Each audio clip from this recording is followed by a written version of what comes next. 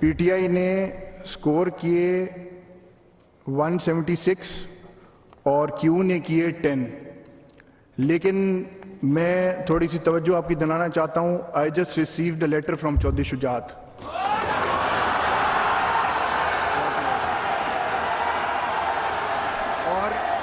और मैं राजा साहब तशरीफ रखें।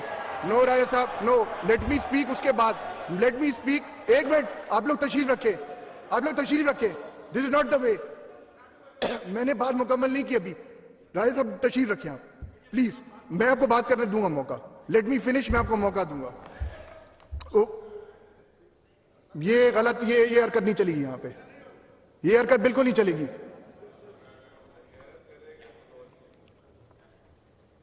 ये मुझे लेटर मौसूल हुआ है चौधरी शुजात साहब की तरफ से। मैं इसके डिटेल्स पढ़ रहा हूं।